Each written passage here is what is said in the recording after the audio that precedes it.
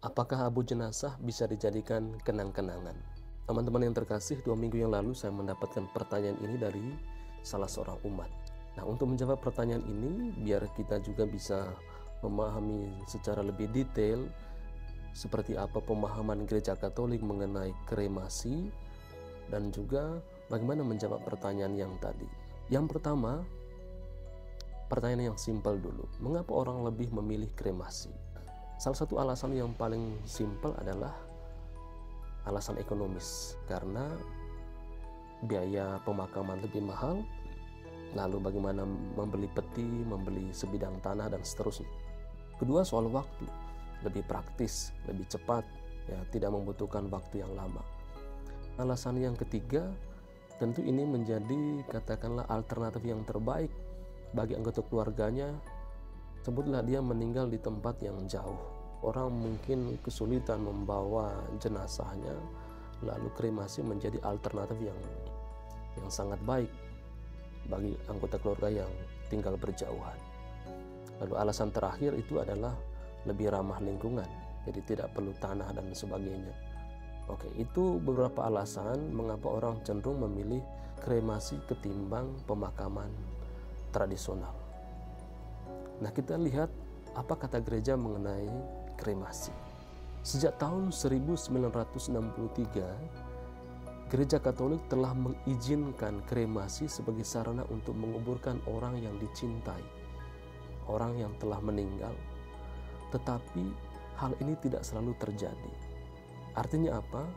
Gereja lebih memilih penguburan tradisional daripada kremasi. Karena apa? Karena ada kepercayaan fundamental dalam tubuh gereja, yakni kebangkitan orang mati dan juga martabat tubuh manusia itu sendiri. Tetapi dalam perjalanan waktu ada sejumlah kekhawatiran praktis yang muncul terkait penguburan tradisional. Salah satu pertimbangan utamanya itu adalah soal uang. Di tempat-tempat tertentu di dunia, membeli sebidang tanah membutuhkan biaya yang sangat besar. Dan bagi umat yang sangat sederhana, ini adalah satu masalah besar bagi mereka. Maka dengan melihat kekhawatiran ini, Gereja Katolik khususnya mengubah pendiriannya untuk mengakomodir perubahan kebutuhan umat ini sebagai fenomena kontemporer berdasarkan perubahan keadaan hidup umat. Dalam KHK, Kitab Hukum Kanonik nomor 1176, dikatakan gereja menganjurkan penguburan tradisional tetapi tidak melarang kremasi, kecuali alasan dibaliknya bertentangan dengan doktrin Kristiani.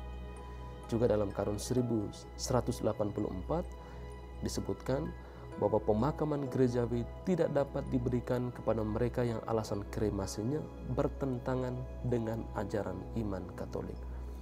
Jadi kita melihat bahwa gereja memang cenderung untuk mengakomodir pemakaman tradisional, tetapi tidak menutup kemungkinan bagi umat yang karena alasan tertentu untuk memakai kremasi. Lalu apakah abu jenazah yang sudah dikremasi bisa dijadikan kenang-kenangan? Ya kan? Ada banyak praktik keliru yang selama ini mungkin sudah ada di kehidupan kita. Mereka menyebarkan abu jenazah di tengah laut, atau beberapa mungkin menghamburkannya di hutan atau di tempat-tempat yang dianggap punya hubungan khusus dengan keluarga mereka. Ini penting untuk dicatat. Kongregasi ajaran iman tentang apa yang dapat dan apa yang tidak dapat dilakukan terhadap abu orang yang telah meninggal. Dan salah satu pedomannya itu adalah menjaga agar abu tetap utuh setelah kremasi. Sederhananya, abu tidak boleh dipisahkan atau disebar dan harus ditampung di dalam bejana yang sesuai dan ditempatkan di gereja atau di kuburan. Pedoman ini sekedar untuk mengingatkan kita akan doktrin fundamental Gereja Katolik tentang kebangkitan, bahwa kita harus memperlakukan tubuh kita dengan hormat. Hamburan abu atau menyebarkan abu jenazah itu mempromosikan ide-ide sesat yang berbahaya, terutama dari konteks iman.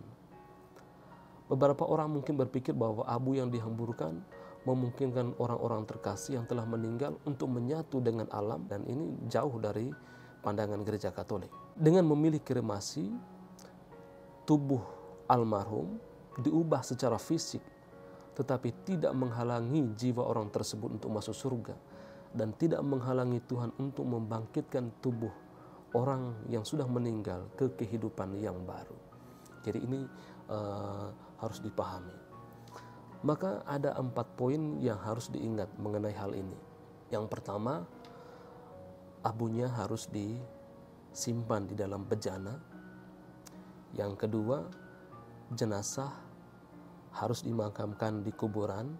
Kalau di Filipina mereka menyebutnya kolombarium, bisa ditempatkan di dalam sebuah gedung. Lalu yang ketiga, jenazah harus tetap utuh dan tidak berserakan.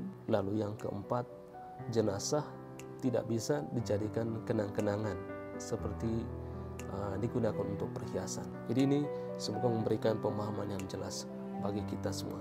Sebarkan ini supaya tidak terjadi kesalahpahaman dalam memahami kremasi dan juga abu jenazah. God bless.